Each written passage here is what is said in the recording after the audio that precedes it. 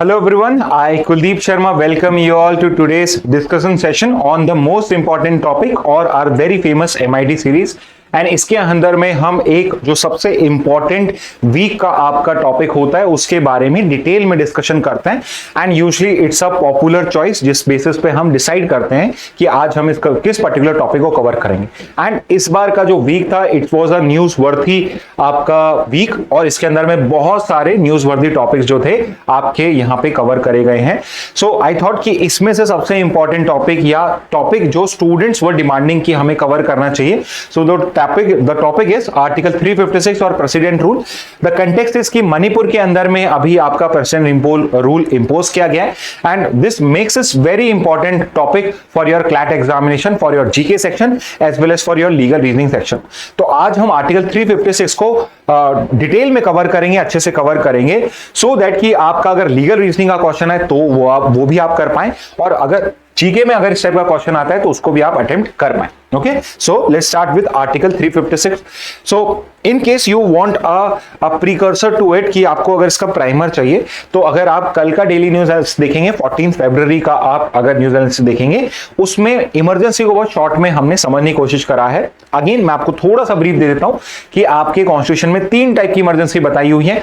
Article 352 में national emergency है जो ऑल ओवर इंडिया लग सकती है। आर्टिकल 356 के अंदर में स्टेट इमरजेंसी है जो किसी स्पेसिफिक स्टेट या पार्ट ऑफ स्टेट में लग सकती है। एंड आर्टिकल 360 में फाइनेंशियल इमरजेंसी है, और जो जब इंडिया का क्रेडिट यहां पे थ्रेटन होता है, जब उसमें कोई इश्यू होता है तब फाइनेंशियल इमरजेंसी इंपोज की जाती है। तो 3 टाइप की इमरजेंसीज आपके कॉन्स्टिट्यूशन में प्रोवाइडेड है। जो सेकेंड टाइप की इमरजेंसी जिसे हम स्टेट इमरजेंसी कहते हैं या फिर उसे कई बार हम प्रेसिडेंट रूल कहते हैं, उसको आज हम डिटेल में डिस्कस करेंगे। एंड लाइक आई सेड कि जो आपकी स्टेट इमरजेंसी होती है, as the name suggest, it is basically implemented in whole of the state, in number of states, कई स्टेट्स में भी लगाई जा सकती है, और in the part of state भी आपकी स्टेट इमरजेंसी इंपोज करी जा सकती है। तो यहां पे हम समझेंगे कि जो आपका आर्टिकल 356 है वो प्रेसिडेंट रूल के लिए क्या क्या कंडीशंस पुट अप करता है, क्या क्या उसके अंदर में प्रोटेक्शन प्रोवाइडेड है, किस तरीके से आप इमरजेंसी को इंपोज कर सकते हो, इसको रिमूवल का प्रोसीजर क्या है, और इसकी हिस्ट्री क्या रही है, क्या इसके इंपॉर्टेंट इंसिडेंट्स है। मोर ओवर इसका जो सबसे इंपॉर्टेंट केस है एसआर बोमाई जजमेंट, उस पर्टिकुलर जजमेंट को भी हम डिस्कस करेंगे, because that judgment is something जिसने इस प्रेसिडेंट रूल का जो मिसयूज था उसको बहुत हद तक कंट्रोल कर दिया है। If you will look at the history of president rule, we are going to read कि around 130 टाइम्स से ज्यादा आपका प्रेसिडेंट रूल इंपोज हो चुका है। And in many cases before the SR Bommai judgment came, it was majorly a political decision जिस basis पे president rule impose किया जाता था। तो आज हम एसआर बोमाई जजमेंट को भी पढ़ेंगे कि उसने किस टाइप का जजमेंट दिया जिस वजह से आज आपका जो प्रेसिडेंट रूल है, unless there are valid reasons for it, कोई भी सेंट्रल गवर्नमेंट, कोई भी प्रेसिडेंट इस पर्टिकुलर रूल को इंपोज नहीं करता है। Okay, so this is your article 356। So again सबसे इंपॉर्टेंट क्वेश्चन कि अगर प्रेसिडेंट रूल का एक क्वेश्चन आता है तो सिंपल सा क्वेश्चन ये भी आ सकता है कि कॉन्स्टिट्यूशन की किस प्रोविजन के अंदर में प्रेसिडेंट रूल प्रोवाइडेड है। सो वी नो दिस कि it is article 356 of the constitution जो प्रेसिडेंट रूल या आपके स्टेट इमरजेंसी को इंपोज कराने की पावर प्रोवाइड करता है। नेक्स्ट क्वेश्चन ये होता है कि ये पावर किसको दी जाती है। सो ये जो पावर है ये प्रेसिडेंट के पास में होती है, इसीलिए इसे प्रेसिडेंट रूल कहा जाता है। But you have to understand one thing कि आपका जो प्रेसिडेंट है, इंडिया का जो प्रेसिडेंट होता है, वो एक सेरेमोनियल हेड है। एक्चुअल में वो खुद से डिसीजन नहीं ले रहा होता है कि उसे प्रेसिडेंट रूल इंपोज करना है नहीं करना है।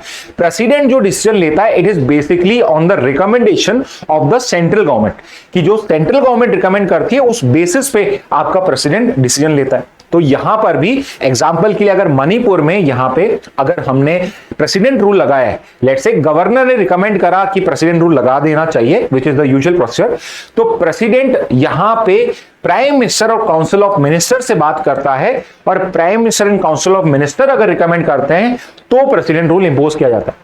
नेवर थिंक कि यहां पे अगर गवर्नर रिपोर्ट दे रहा है प्रेसिडेंट को तो प्रेसिडेंट इज एक्चुअली डिसाइडिंग कि प्रेसिडेंट रूल इंपोज करना है या नहीं करना।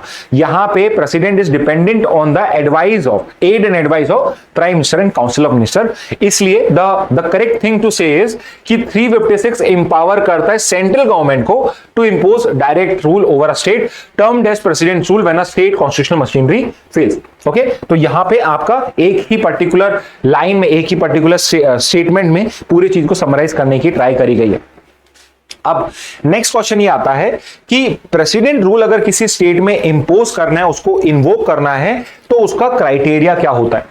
तो पहली चीज आपको यह समझनी है कि इंडिया एक फेडरल स्टेट है, तो यहां पे सेंटर भी आपका एग्जिस्ट करता है, स्टेट भी एग्जिस्ट करता है, और स्टेट जो है वो सेंटर की वजह से एग्जिस्ट नहीं करता है। सेंटर और स्टेट दोनों के दोनों कॉन्स्टिट्यूशन से ही डिराइव करते हैं अपनी पावर, और उनकी एग्जिस्टेंस भी कॉन्स्टिट्यूशन से आती है।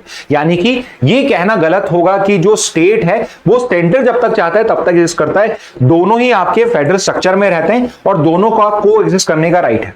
तो यहां पे अगर आप इमरजेंसी या एक्स्ट्रा ऑर्डिनरी पावर यूज कर रहे हैं तो उसके प्रॉपर ग्राउंड्स होने चाहिए। And because India is a federal state, state emergency अगर आपको इंपोज करनी है, स्टेट की पावर्स को आपको रिस्ट्रिक्ट करना है, तो आपके पास में बहुत ही इंपॉर्टेंट वैलिड रीजन होना चाहिए। एंड यहां पे सिर्फ एक ही ग्राउंड दिया हुआ है, विच इज बेसिकली कि अगर वहां पे कॉन्स्टिट्यूशनल फेलियर हो जाए, कॉन्स्टिट्यूशनल मशीनरी फेल हो जाए या कॉन्स्टिट्यूशनल फेलियर हो जाए,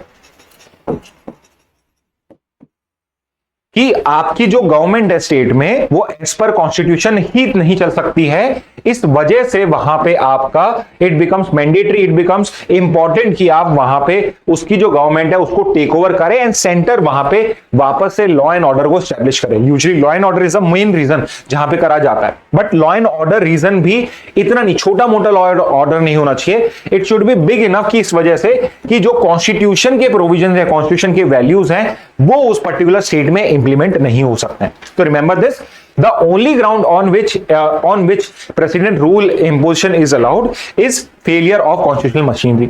अब पहला आंसर तो हमें मिल गया कि क्राइटेरिया क्या होता है।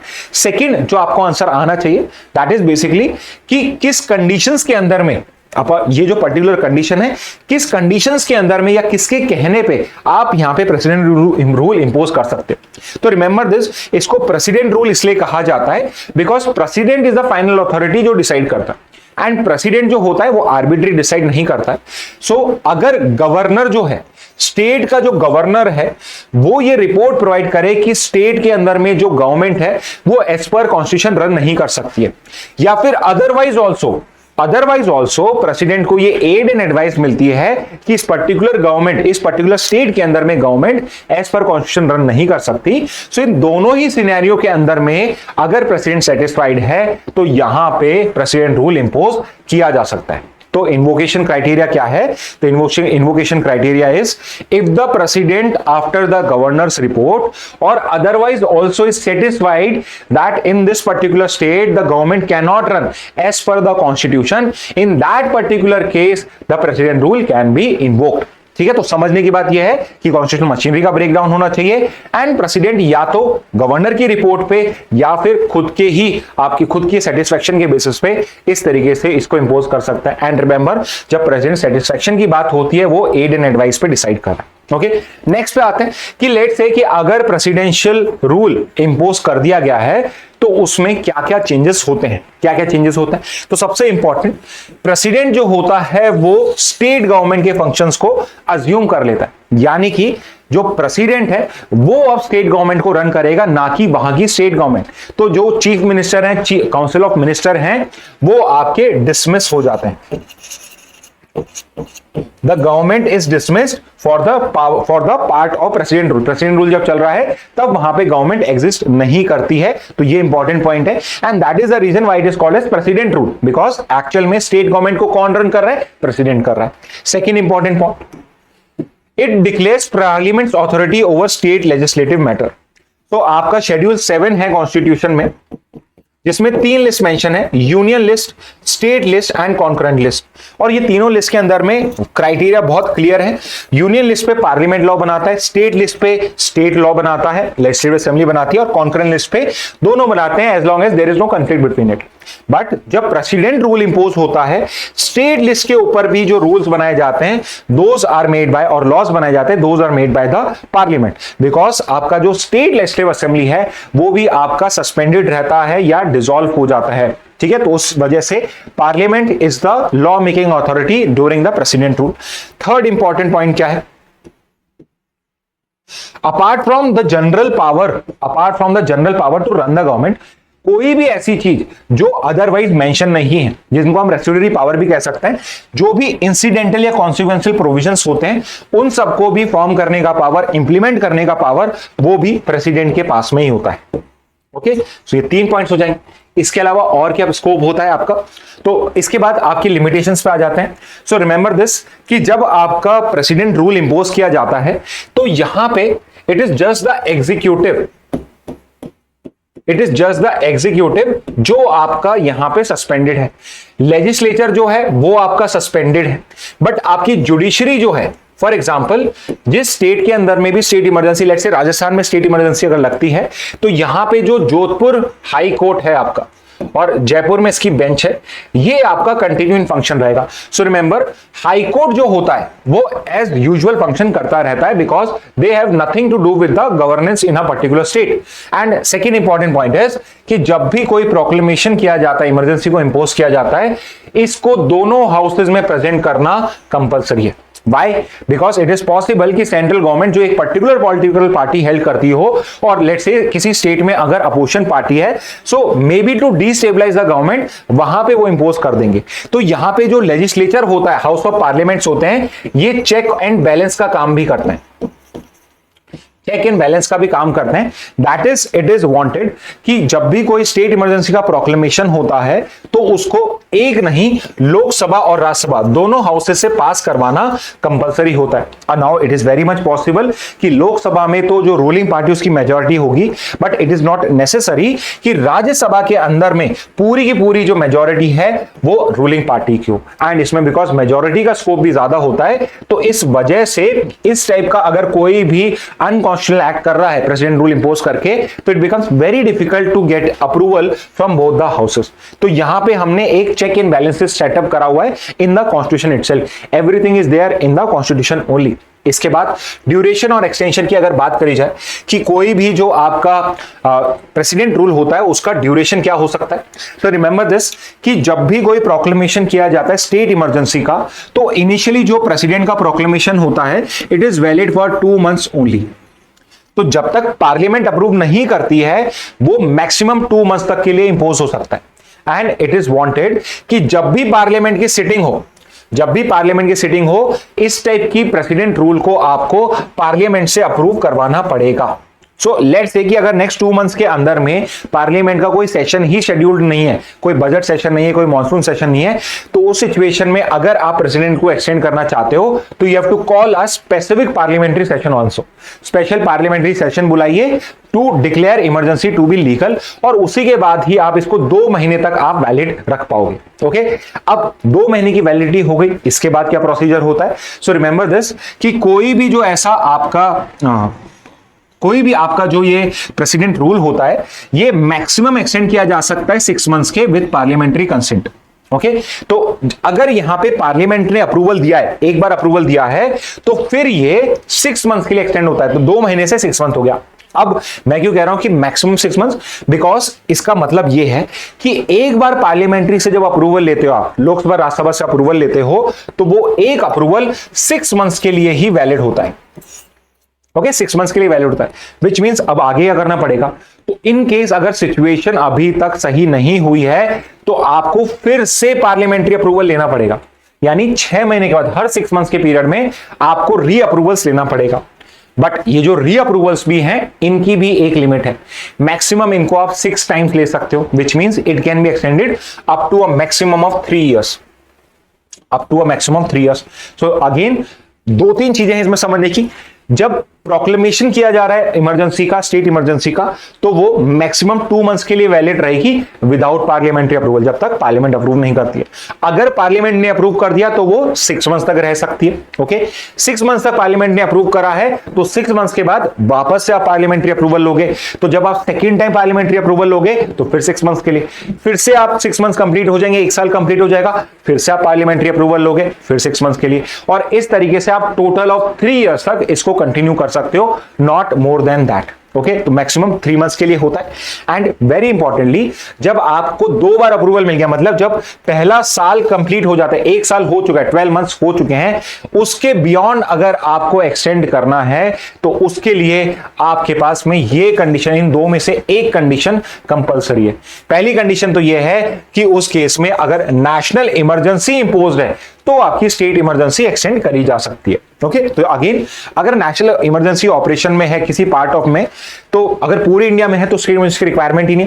लेट्स से 3-4 स्टेट में नेशनल इमरजेंसी है और एक स्टेट के अंदर में हमने स्टेट इमरजेंसी इंपोज करी है, तो national emergency because in part of India है, तो उस सिचुएशन में एक अलग स्टेट के अंदर में स्टेट इमरजेंसी भी इंपोज करी जा सकती है। ठीक है, because why I am saying so, because आपको लगेगा नेशनल इमरजेंसी पूरे कंट्री में है, but remember national emergency it is possible कि सिर्फ 1-2 स्टेट्स में लगी हो। एग्जांपल समझ लेते हैं कि लेट्स से तमिलनाडु और कर्नाटका में नेशनल इमरजेंसी लगाई हुई है, it can B, national emergency can be imposed in part of India also. And let's say Manipur के अंदर में स्टेट इमरजेंसी है, तो अगर नेशनल इमरजेंसी किसी स्टेट में या पार्ट ऑफ इंडिया में है तो किसी और स्टेट में स्टेट इमरजेंसी एक्सटेंड की जा सकती है। और या फिर इलेक्शन कमीशन ये सर्टिफाई करके दे कि वहां पे इलेक्शंस कंडक्ट कराना पॉसिबल नहीं। ओके सो 3 साल के अंदर में अगर इलेक्शंस कंडक्ट कराने वाले हैं हम, और उस सिचुएशन में इलेक्शन कमीशन ने सर्टिफाई करता है कि सिचुएशन अभी नॉर्मल नहीं है for conduct of election, in that case only ही आप इस पर्टिकुलर इलेक्शन को, इस पर्टिकुलर इमरजेंसी को 1 साल से ऊपर एक्सटेंड कर सकते हो। तो remember these are very important point when it's come to imposition of your national of your state emergency. Next पे आते हैं इंप्लीमेंटेशन पैटर्न। तो ये एक बहुत इंपॉर्टेंट पेज रहेगा आपके लिए। व्हाई? बिकॉज इसके अंदर में आपके सीधे जो वन लाइनर बनते हैं 356 पे वो है, तो ये आपका जीके के लिए भी बहुत इंपॉर्टेंट पॉइंट है। तो अगर फ्रीक्वेंसी की बात करें, I have already told you कि 1950 से जब से हमने कॉन्स्टिट्यूशन को इंप्लीमेंट स्टार्ट करा है, तब से करीब 130 प्लस ऐसे इंसिडेंट्स हो चुके हैं जब हमने किसी स्टेट या यूटी के अंदर में यहां पे प्रेसिडेंट रूल को इंपोज करा है। तो बहुत लंबी हिस्ट्री रही है, बहुत सारे ऐसे इंसिडेंट रहे हैं जहां पे हमने प्रेसिडेंट रूल इंपोज करा है। एंड इसमें जो वर्स्ट पीरियड है वो इंडिया का 1970s 80s का है, जब मैक्सिमम टाइम्स आपके प्रेसिडेंट रूल को इंपोज किया गया था। सो मच सो कि इसकी हिस्ट्री जो है 1951 में ही स्टार्ट हो जाती है, जब 1951 में Punjab became the first state जिसमें हमने आर्टिकल 356 को करा था। ओके, सेकेंड इंपॉर्टेंट क्वेश्चन अगर आपका बनता है तो ये बनता है कि कौन सी स्टेट है जिसके अंदर में प्रेसिडेंट रूल मैक्सिमम टाइम लगाया गया। And the answer has now become easier for us, because इससे पहले 2 स्टेट फर्स्ट पोजीशन पे टाइट थी, but now it is Manipur which has the highest number of imposition of your president rule. अभी जो 2025 में आपका मणिपुर के अंदर में इंपोजिशन किया गया है, this is the 11th time जब प्रेसिडेंट रूल मणिपुर में इंपोज किया गया है, and that is the state जहां पे मैक्सिमम टाइम्स आपका लगा गया। ओके, बट अगर ड्यूरेशन की बात करें कि हो सकता है कई बार लगाया गया बट उसका ड्यूरेशन बहुत लंबा था, तो टोटल क्यूमुलेटिवली सबसे ज्यादा नेशनल इमरजेंसी या स्टेट इमरजेंसी का पीरियड किस पर्टिकुलर स्टेट्स ने फेस किया है, तो टॉप पे आपका जम्मू एंड कश्मीर आ जाएगा, जिसने करीब 12 साल से ज्यादा अपनी हिस्ट्री में उसके वहां पे प्रेसिडेंट रूल आपका इंपोज किया गया। सेकेंड पे आपका पंजाब आ जाता है जिसमें मोर देन 10 ईयर्स है। एंड अगर मैं यूटीज की बात करूं, UTs with state legislature, because अगर वो यूनियन टेरिटरी तो वो अदरवाइज ही प्रेसिडेंट के रूल में है, बट यहां पे बात क्या है, यूटीज विद लेजिस्लेचर, तो उसमें Puducherry would be one example जो यूटी विद लेजिस्लेचर है, जहां पे 7 बार ओवर 7 इयर्स, ऐसे टोटल क्यूमुलेटिवली देखो तो ऐसे 7 साल से ज्यादा वहां पे प्रेसिडेंट रूल होगा। अब यहां पे मेरे को आपसे क्वेश्चन भी पूछना है, एंड द क्वेश्चन इज कि मैंने अभी आपको बताया कि यूनियन टेरिटरी जो होती है वो यूनियन की टेरिटरी है, तो वो एनीवे प्रेसिडेंट के रूल में होती है, but there are certain UTs जहां पे आपका लेजिस्लेचर भी एग्जिस्ट करता है, जहां पे आपका स्टेट एग्जीक्यूटिव भी एग्जिस्ट करता है। तो आपके लिए क्वेश्चन ये है, आप मुझे कमेंट बॉक्स में बताइए कौन कौन से ऐसे यूटीज हैं जहां पे चीफ मिनिस्टर और लेजिस्लेचर एग्जिस्ट करता है। Mention the number and all the states also. ठीक है, तो ये भी बताइए मुझे कि कौन कौन सी स्टेट्स ऐसी यूटीज है जहां पे लेजिस्लेचर एग्जिस्ट करता है। ओके, तो ड्यूरेशन में Jammu Kashmir first, Punjab would be second and third पे पुडुचेरी। और यूटीज का अगर एग्जांपल लिया जाए कि मैक्सिमम टाइम किस यूटी में आपका इंपोजिशन किया गया है, so again the answer is going to be Puducherry only. Okay, तो ड्यूरेशन का ये हो जाएगा आपका। अब हम आते हैं एक इंपॉर्टेंट डिस्कशन के ऊपर पे और इंपॉर्टेंट जजमेंट के ऊपर पे, which is SR Bommai versus union of India, जो गवर्नर की पावर्स को लेके as well as very importantly president rule को लेके सबसे बड़ा, सबसे इंपॉर्टेंट लैंडमार्क जजमेंट है। So it's one of the most important supreme court judgment with regard to federal powers of India, कि जो सेंट्रल स्टेट में पावर का डिवीजन है, प्रेसिडेंट रूल का इंपोजिशन है, स्टेट की इंपॉर्टेंस है, गवर्नर का रोल है, उन सबको लेके जो सबसे लैंडमार्क जजमेंट है वो आपका SR Bommai versus union of India judgment है, जो एक 1994 का है। एंड इस पर्टिकुलर जजमेंट का इंपैक्ट आप इससे समझ सकते हैं कि जो मेजॉरिटीज ऑफ आपके प्रेसिडेंट रूल इंपोज करे गए 130 प्लस जो इंपोज करे गए हैं, उसमें 100 प्लस जो आपके हैं वो अराउंड 100 प्लस जो है आपके ये 1994 से पहले के इंपोजिशन है, एंड 1994 के बाद बहुत कम इंपोजिशन हुए हैं। Why? Because SR Bommai judgment ने यहां पे जो पावर है प्रेसिडेंट रूल को उसको रिस्ट्रिक्ट कर दिया था, उसको लॉ बाउंड कर दिया था। तो अगर आप ये कंडीशंस को फुलफिल करते हो तो ही आप इंपोज कर पाते हो। एट द सेम टाइम अगर कोई particular government president rule impose करती है, it was made subject to judicial review. Yes, यानी कि अगर कोई भी स्टेट, कोई भी central government president rule impose करे, प्रेसिडेंट रूल लगा रहा है, तो यहां पे जुडिशरी चेक कर सकती है कि ये president rule as per law लगाया गया है, एज पर कॉन्स्टिट्यूशन लगाया गया है या नहीं लगाया गया। तो इस वजह से कि बाद में उनको सुप्रीम कोर्ट में आंसरेबल होना पड़ेगा, central government also became cautious कि वो पॉलिटिकल रीजंस की वजह से ना लगा पाए। Otherwise it was majorly because of political reasons कि आपकी डिफरेंट स्टेट्स के अंदर में प्रेसिडेंट रूल इंपोज किया जाता था। तो इस पर्टिकुलर केस के अंदर में जब यहां पे क्वेश्चन ये आया कि कर्नाटका के अंदर में जो गवर्नमेंट है उसको इसलिए रिमूव कर, उसमें इसलिए प्रेसिडेंट रूल इंपोज कर दिया गया, वहां की स्टेट असेंबली को इसलिए डिसॉल्व कर दिया गया बिकॉज वहां पे अपोजिशन पार्टी थी। तो ये पर्टिकुलर क्वेश्चन कोर्ट में गया एंड सुप्रीम कोर्ट ने सबसे इंपॉर्टेंट चीज क्या करी, यहां पे प्रेसिडेंट रूल को जस्टिशिएबल कर दिया। जस्टिशिएबल मतलब कि जो प्रेसिडेंट रूल है उसको आप कोर्ट में क्वेश्चन कर सकते हो। So now president proclamation under article 356 is subject to judicial review. तो कोई भी प्रोक्लेमेशन जो आर्टिकल 356 की होगी, it would be subject to judicial review, कि जुडिशरी क्रॉस चेक करेगी। एंड यहां पे सुप्रीम कोर्ट ने ब्रॉडली ये भी डिफाइन करा कि किन पर्टिकुलर ग्राउंड्स पे आप प्रेसिडेंट रूल को क्रॉस चेक करोगे, and these are the grounds which are there to cross check the justiciability of a president rule. For example कि कहीं वो पर्टिकुलर जो आपने प्रेसिडेंट रूल लगाए ये इलीगल तो नहीं है, आपने लॉ को प्रॉपरली फॉलो किया है या आप लॉ के अगेंस्ट ही चले गए। सेकेंड इज कि was there a mala fide intent, आप बोनाफाइड नहीं थे, आप मैलाफाइड थे, आपके मन में कुछ दुर्भावना थी, you were not doing it with a free conscious, good conscious से काम नहीं कर रहे थे। Third is extraneous consideration.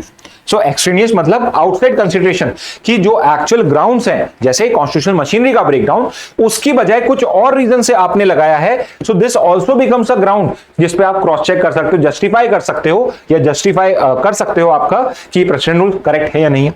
Fourth is abuse of power, कि यहां पे पावर का अब्यूज तो नहीं किया जा रहा है जस्ट बिकॉज यहां पे जो सेंट्रल गवर्नमेंट है वो बहुत पावरफुल है, जो स्टेट गवर्नमेंट है वो वीक है, कहीं इस वजह से तो नहीं किया जा रहा है। And fifth is being fraud played on the constitution, की कहीं फ्रॉड तो नहीं किया जा रहा है।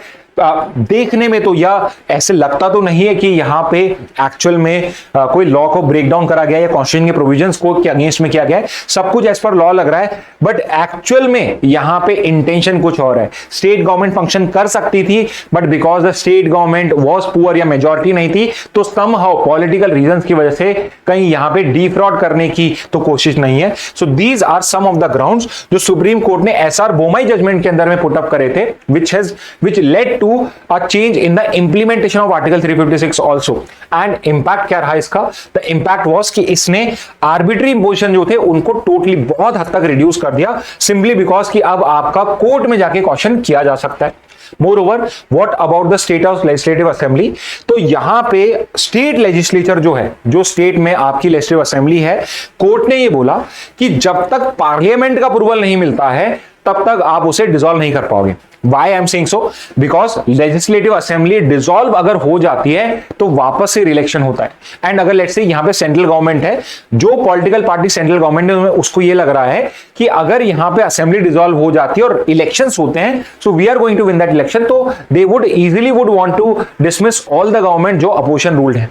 तो इसलिए यहां पे सुप्रीम कोर्ट ने एक क्या सिक्योरिटी मेजर पुटअप कर दिया, सेफ्टी मेजर पुटअप कर दिया कि स्टेट लेजिस्लेचर जो है वो सस्पेंड ही करा जाएगा, उसको आप डिसॉल्व नहीं करोगे अंटिल पार्लियामेंट्री अप्रूवल मिले। तो लोकसभा और राज्यसभा अगर अप्रूव कर देते इमरजेंसी को, उसके बाद अगर लगता है कि स्टेट असेंबली को डिसॉल्व करना है तो ही करना है, उससे पहले आप उसे सिर्फ सस्पेंड ही करोगे। And what about parliamentary approval, यहां पे इन्होंने बोला कि अगर 2 महीने के अंदर में पार्लियामेंट्री अप्रूवल नहीं दिया, तो अगर पार्लियामेंट अप्रूवल 2 महीने में नहीं मिलता है तो जो स्टेट गवर्नमेंट है वो भी ऑटोमेटिकली रीइंस्टेट हो जाएगी। So remember this, state emergency automatically revoke हो जाएगी 2 महीने में अगर पार्लियामेंट अप्रूव नहीं करती है, और जो स्टेट गवर्नमेंट है वो वापस से रीइंस्टेट भी हो जाएगी। Okay, so this is something which has been said in this particular case, and you can understand कि यहां पे जो आपकी आर्बिट्री यूज हो सकता है इस प्रेसिडेंट रूल को, उसको किस तरीके से यहां पे गवर्नमेंट ने लिमिट कर दिया। एंड इसका इंपैक्ट क्या रहा, सबसे इंपॉर्टेंटली आर्बिट्री इंपोजिशन जो था प्रेसिडेंट रूल का, उसका जो इंस्टांस है वो बहुत रिड्यूस हो गया। इसने फेडरल स्ट्रक्चर को यहां पे स्ट्रेंथन करा है, सेंट्रल स्टेट का जो रिलेशन है उसको स्ट्रेंथन करा है, स्टेट ऑटोनॉमी को भी यहां पे स्ट्रेंथ मिला है। And it has established clear guidelines बना दी गई हैं कि आर्टिकल 356 को आप कैसे इंप्लीमेंट करोगे। And it has had a huge impact on our specifically the federal structure of India. State को ऑटोनॉमी, स्टेट को अपनी पावर यूज करने की उसमें बहुत ज्यादा इंडिपेंडेंस मिली है। जो सेंटर का कंट्रोल रहता था स्टेट पे उसको लिमिट करा गया है, एंड इससे हमारा जो स्टेट गवर्नेंस का स्ट्रक्चर है उसको भी बहुत ज्यादा स्ट्रेंथ मिली है। So these are some of the impacts of this particular judgment. Okay, तो ये आपका आर्टिकल 356 था, जिस बेसिस पे आपकी कोई भी जो स्टेट होती है, जो भी कोई आपका सेंटर होता है, वो प्रेसिडेंट रूल इंपोज कर सकता है। एंड ये प्रेसिडेंट रूल तब तक लगता है 3 साल तक, जब तक जो स्टेट के अंदर में सिचुएशन है वो नॉर्मलाइज नहीं हो जाती। Okay, and SR Bommai judgment जो जजमेंट है आपका, this is the most important judgment, जिसने यहां पे इस पर्टिकुलर आर्टिकल के मिसयूज को बहुत हद तक कंट्रोल कर दिया। ओके, तो ये था आपका आज का MIT on the president rule. In case आपको अभी भी समझ नहीं आया, आपका कोई स्पेसिफिक क्वेश्चन है, प्लीज आप कमेंट बॉक्स में पूछिए, हम वहां पे इसको आंसर करने की ट्राई करेंगे। Okay, so with this message let's end today session. Thank you and have a very nice day.